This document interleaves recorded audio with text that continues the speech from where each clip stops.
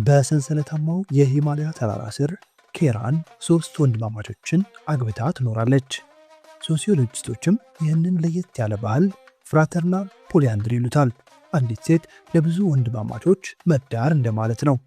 በድሮ ጊዜ ሀብታም ወንዶች ወይም ነገስታት ያላቸውን ሀብት፣ መሬትና ስልጣን ያሳይላቸው ዘንድ አንዳንዴ ሁለት፣ አቅም ካለ ሶስት፣ በዚህም ካልረኩ ደግሞ አራተኛ ጨምረው ሚስቶችን የማግባታቸው ነገር መቼስ በታሪክ ላይ የሰማነው እውነታ ነው። በእስልምና ሃይማኖትም አንድ ወንድ ብዙ ሚስቶችን አግብቶ ሲኖር በማህበረሰባችን ውስጥ የምናየው እውነታ ነው። በሂማላያ ተራሮች አካባቢ የሚኖሩ ህንዳውያን ግን ይህንን አኗኗር ለምኔ በማለት አንድ ሚስትን ተጋርቶ መኖርን መርጠዋል። ታዲያ በሀገርና በሚስት ከመጣህ አይደለም ባዳ የእናት ማህፀንን ለተጋራ ወንድም ወየውልህ በሚል ማህበረሰብ ውስጥ እንዳደገ ሰው በዛሬው ጉዟችን አጃይብ ነው፣ እቺ ዓለም የማታስመለክተን ጉድ የለም የማለቱ ጉዳይ በፍጹም አያጠራጥርም። ይህ በተቀረው ዓለም ያልተለመደ የጋብቻ ስርዓት የሀገሬው ሰዎች ጆዲዳራ ይሉታል። በህንድ ውስጥ እንደ ሃቲ ባሉ ማህበረሰቦች ዘንድ ለትውልድ የዘለቀ አስገራሚ ባህል ነው። በዛሬው ጉዟችንም ታዲያ በሰሜን ህንድ ወደሚገኘው የጊሪፖር የገጠር ቀበሌ በመጓዝ ይህንን ወጣ ያለ የጋብቻና የቤተሰብ ባህልን በአጠቃላይ እንዲሁም ደግሞ እዚያ ሶስት ባሎችን አግብታ የምትኖረውን ኬረንን እንተዋወቃለን። ሶስት ባሎችን አግብቶ መኖር ምን አይነት ስሜት እንዳለው እናያለን። ይህንን ታሪክ ስናጋራው ታዲያ መቼስ በርካታ ጥያቄዎች ከጭንቅላቱ መምጣታቸው አይቀሬ ነው። ቆይ የዚህ ባህል መነሻ ምክንያቱ ምንድን ነው? እንዴትስ ነው ይህ ጋብቻ የሚሰራው? የመኝታ ቤቱ ጉዳይስ? ወዘተ ብለው ማሰበው አይቀርም። እኛም ለእነዚህ ጥያቄዎቹ ምላሽን ይዘናል። መግቢያ እንዲሆነንም ባለታሪካችን ኬራን ከሶስት ወንድማማቾች ጋር ትዳር እንዴት ይዞሻል ብሎ ለጠየቃት ጋዜጠኛ እንዲህ በማለት መለሰችለት። በአንድ ቤት ውስጥ አራታችንም በሰላም እየኖርን ነው። እስካሁን ምንም አይነት ቅሬታ ገጥሞን አያውቅም ትለናለች። በዚሁ ጉዟችንም የእርሻ መሬት ጠባብ በሆነበት የሂማላያ ተራሮች አንድ ሚስት፣ አንድ ቤት፣ አንድ መሬት የሚለውን ለዘመናት የቆየው መሬት አስተዳደር መርህ እንዴት የጋብቻ ስርዓታቸውን እንደቀረጸ ለቤተሰብና ለልጆች የሚከፈል ዋጋን ጨምሮ ይህ ለየት ያለው ህይወት በሂማላያ ተራሮች ስር እንዴት እንደሚገፋ እናያለን። ፕላኔታችን አስደናቂ ናት። በዚህ ቻናልም ወደ ሁሉም ሀገሮች እየተጓዝን እያንዳንዱ ሀገር ምን ልዩ እንደሚያደርገው እንዳስሳለን። እናንተም ሰብስክራይብ ካላደረጋችሁ ሰብስክራይብ በማድረግ እንድትጀምሩ፣ ላይክ እና ኮሜንት በማድረግም ፓስፖርታችሁን በማሳደስ አብራችሁን ተጓዙ።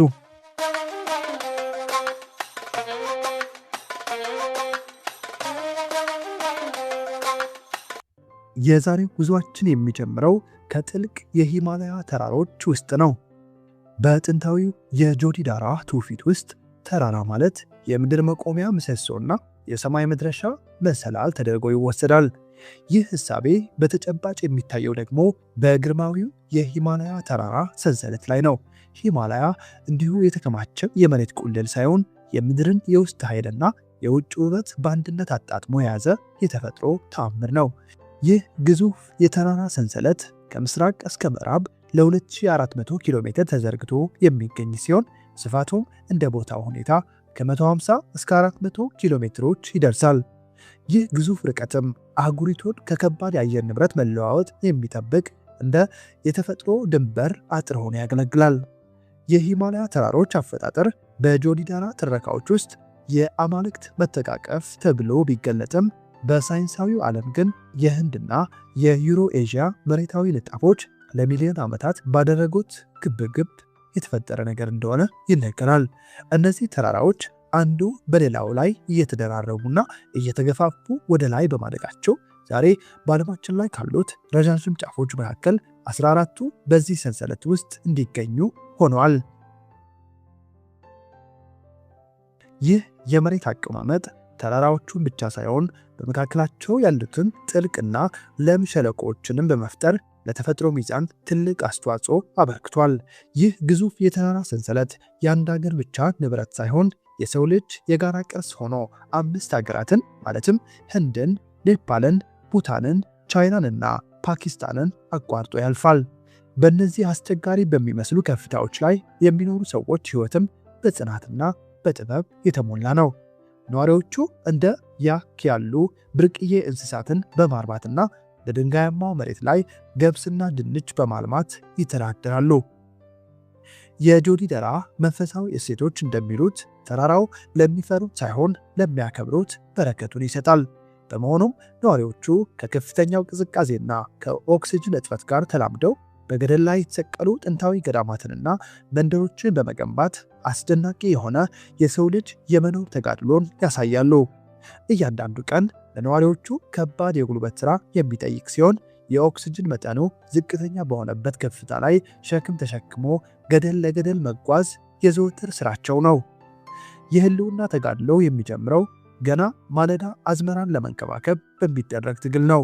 በሂማላያ እርሻ ማለት በደልዳላ ሜዳ ላይ የሚከናወን ሳይሆን በሰው ኃይል ድንጋዮችን በመደርደር በተሰሩ ጠባብ እርከኖች ላይ የሚደረግ ምስቅልቅል ያለ ከባድና ፈታኝ ሥራ ነው።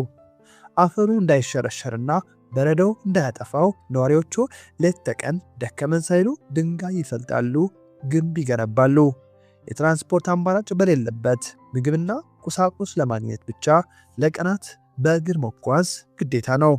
ትምህርት ቤቶችና የጤና ተቋማት መገኛቸው ሩቅ በመሆኑ ሕፃናትና አረጋውያን አደገኛ የገመድ ድልድዮችንና የበረዶ ንጣፎችን አቋርጠው ለመድረስ የሚያደርጉት ጥረት የሰው ልጅን የጽናት ጥግ የሚያሳየን ነው። ይህ የአኗኗር ዘይቤም በከፍተኛ መንፈሳዊነትና ማህበራዊ ትስስር የታጀበ ነው። ተራራው በሰዎች ላይ የሚያሳድረው ጫና አንዱ ለሌላው እንዲደርስና በቡድን እንዲሰሩ ያስገድዳቸዋል። በጆዲደራ ባህል መሰረትም የተራራው ቁጣ የሚበርደው በሰው ልጅ ትህትናና በትጋት እንደሆነ ይታመናል። በመሆኑም ሰዎች በጋራ በመሆን ቤቶችን ይሰራሉ፣ በረዶን ያቀልጣሉ፣ እንዲሁም በመንፈሳዊ በዓላት ወቅት ተሰባስበው ጽናታቸውን ያድሳሉ። ይህ አይነቱ ኑሮ ለውጭ ሰው ስቃይ ቢመስልም ለሂማላያ ነዋሪዎች ግን ከተፈጥሮ ጋር ተስማምቶ የመኖር ጥበብና ታላቅ ክብር ነው። ነገር ግን ሂማላያ ለሰው ልጆች ኑሮን ማክበር ብቻ ሳይሆን መሸላለምም ታውቅበታለች። ለምሳሌ በደቡብ ኤዥያ ለሚኖሩ በቢሊዮን የሚቆጠሩ ሰዎች የህይወት ምንጭ የሆኑት እንደ ጋንጂስ እና ኢንደስ ያሉ ግዙፍ ወንዞች የሚመነጩት ከነዚሁ በረዶ ከለበሱ ተራራዎች ነው። በተጨማሪም አካባቢው እንደ የበረዶ ነብር ያሉ በዓለም ላይ ብርቅዬ የሆኑ የዱር እንስሳትን ያቀፈ ሲሆን በመቶዎች የሚቆጠሩ ለመድኃኒትነት የሚውሉ ብርቅዬ እጽዋትም መገኛ ነው። የጆዲደራ ትውፊትና የሂማላያ እውነታም የሚገናኙት በዚህ የከፍታው ልዕልና ላይ ነው። ተራራው ለጎብኚዎች የሚሰጠው ሰላምና መንፈሳዊ እርካታም ወደር የለውም። ሂማላያ ዛሬም ድረስ የሰው ልጅ የመመርመር ፍላጎትና የተፈጥሮ ምስጢር ተጋብቶ የሚኖርባት በምድር ላይ ያለች የሰማይ ቁራጭ ናት።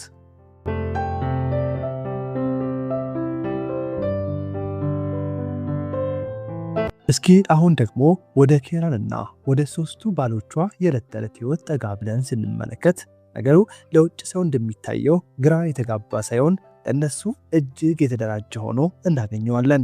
ኬራን በፈረንጆቹ በ2017 ነው ከአታር ሲንግ አኒልና ፕራዲፕ ዋርማ ጋር ትዳር የመሰረተችው። ጋዜጠኛው ይጠይቃል፣ ሶስት ባሎችን አግብቶ መኖር እንዴት ነው? ይህኔ ታዲያ ለስለስ ባለ ድምጿ ከ2017 ጀምሮ በአንድ ቤት ውስጥ አራታችንም በሰላም እየኖርን ነው፣ እስካሁንም ምንም አይነት ቅሬታ ገጥሞን አያውቅም በማለት ነበር ሳቅ እያለች የመለሰችው። በዚህ የጆዲደራ ስርዓት ውስጥ የወንዶች ሚና እጅግ ወሳኝ ነው። ሶስቱም ወንድማማቾች እንደ አንድ አካል በመሆን ነው የሚንቀሳቀሱት። ወንድማማችነታቸውን በአካል ለይተው በትብብር ከመግለጽ ይልቅ እንደ አንድ አካል ሚስታቸውን ደብለው መኖርን መርጧል። ይህንን ሁሉ ስናወራው ታዲያ አንድ ነገር አእምሮ ላይ የማቃጨሉ ጉዳይ ግልጽ ነው። ምናልባትም እጆትን ወደ መልእክት መስጫው ሰደው ጥያቄ ሳያነሱም አይቀሩም። እሱም የመኝታ ቤት ጉዳይ እንዴት ሊሆን ነው የሚል ነው። ለሱም ታዲያ ጆዲደራ መልስ አለው። መልሱን ከማየታችን በፊት ግን ጥቂት የባሎቿን አኗኗር እንመልከት። ነገሩ እንዲህ ነው። አንደኛው ባሏ በእርሻ ስራ ላይ ሲሰማራ፣ ሁለተኛው ደግሞ ወደ ከተማ ወጥቶ ታክሲ በመንዳት ቤተሰቡን ያስተዳድራል። ሶስተኛው ባል ደግሞ የቤቱን ከብቶችና ሌሎች ተጓዳኝ ስራዎችን ይከውናል። ይህ መሆኑ ደግሞ የቤተሰቡን የኢኮኖሚ አቅም እንዲጠነክርና ያላቸው ጥቂት መሬት ለሶስት በመከፋፈል ምርታማነቱ እንዳይቀንስ ይረዳል። ኬራን እንደምትገልጸው ባሎቿ በመካከላቸው ምንም አይነት የቅናት ስሜት የለም። ባሎቿም ሁላችንም የምንኖረው በመስማማት ነው፣ አንዱ ከሌላው ይበልጣል ወይም ያንሳል የሚባል ነገር የለም። ሚስታችንንም እንዲሁም ልጆቻችንም በጋራ እንከባከባለን ይላሉ። የሥራ ክፍፍሉ እንደ ተራራው አቀማመጥ ሁሉ ወጣ ገባ ያለ ቢሆንም በወንድማማቾቹ ዘንድ ግን ፍጹም የሆነ የኃላፊነት ስሜት አለ። አንደኛው ወንድም ለሳምንታት ከቤት ርቆ ለንግድ ወይም ለሥራ በሚሄድበት ጊዜ የቀሩት ወንድሞች የቤት ውስጥ ሥራውንና እርሻውን በሚገባ ይቆጣጠራሉ። ይህም ኬራን ብቸኝነት እንዳይሰማትና በሥራ ጫና እንዳትዝል ያደርጋታል። እንደ እውነቱ ከሆነ በእነሱ እምነት በዚህ አስቸጋሪ መልክዓ ምድር ላይ አንዲት ሴት ከአንድ ባል ጋር ብቻ ብትኖር ባልየው ለሥራ ወይም ለግዢ ወደ ከተማ ሲሄድ ሴቲቱ ለቀናት ወይም ለሳምንታት ያለ ረዳት ልትቀር ትችላለች። ነገር ግን በጆዲዳራ ስርዓት ሁልጊዜም ቢያንስ አንደኛው ባል ከጎኗ ስላለ የቤተሰቡ ደህንነትና ቀጣይነት የተረጋገጠ ይሆናል። እኛ የምንኖረው አንዳችን ለአንዳችን ብቻ ሳይሆን ለሁላችንም ነው የሚለው የወንድማማቾቹ መርህ የትዳር ሕይወታቸው ምሰሶ ሆኖ ያገለግላል። ኬራን እንደምትለው ከሆነ በሦስቱም ባሎቿ ዘንድ የምታገኘው ፍቅርና እንክብካቤ የተለያየ መልክ ቢኖረውም ዓላማው ግን አንድና አንድ ነው። ይህም ቤተሰቡን በአንድነት ማቆየት። ይህ ባህል ዛሬ ላይ ከዘመናዊ ዓለም ጋር ሲገናኝ ከፍተኛ ትችትና መገለል ይደርስባቸዋል። በተለይም ልጆቻቸው ወደ ከተማ ለትምህርት ሲሄዱ ሁለትና ሶስት አባት ያላችሁ እየተባሉ ይሳለቁባቸዋል። ይህ አይነቱ ማህበራዊ ጫና በወጣቱ ትውልድ ላይ የስነ ልቦና ተጽዕኖ እያሳደረ ቢሆንም የጎልማሳ ማህበረሰብ ግን አቋሙን ለመቀየር ዝግጁ አይደለም። የውጭው ዓለም ይህንን እንደ ኋላ ቀርነት ወይም እንደ መጥፎ ድርጊት ቢቆጥረውም ለሃቲ ጎሳዎች ግን የህልውናቸው መሰረት ነው። ኬራንና ማህበረሰቡ ለዚህ ለሚሰነዝርባቸው ትችት የሚሰጡት ምላሽ ቀጥተኛና ግልጽ ነው። የቆሸሸ አስተሳሰብ ያለው ሰው ሁልጊዜም መጥፎ ነገር ብቻ ነው የሚያወራው። ይህ የኛ ጥንታዊ ባህልና መታወቂያችን ነው። በአዎንታዊ ጎኑ ማየት ካልቻላችሁ ቢያንስ አሉታዊ ነገር ከመናገር ተቆጠቡ ትላለች ኬራን በቁጭት። ለእነዚህ ሰዎች ይህ የአኗኗር ዘይቤ የውድቀት ሳይሆን የጽናት ምልክት ነው። በአስቸጋሪው ተራራ ላይ ላለመበተን፣ መሬትን ላለማጣትና አንዳቸው ለሌላቸው ጥላ ለመሆን የመረጡት መንገድ ነው። ዓለም እየተቀየረች ቢሆንም በሂማላያ ተራሮች ስር የሚገኙት እነዚህ መንደሮች ግን ዛሬም ፍቅርን በወንድማማች ባሎች እንዲሁም በአንድ ሚስት እቅፍ ውስጥ እየኖሩት ይገኛሉ።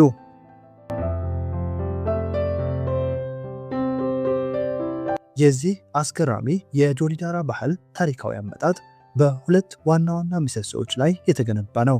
እነሱም ጥንታዊ መንፈሳዊ ምክንያትና ተጨባጭ የተፈጥሮ ተጽዕኖ ናቸው።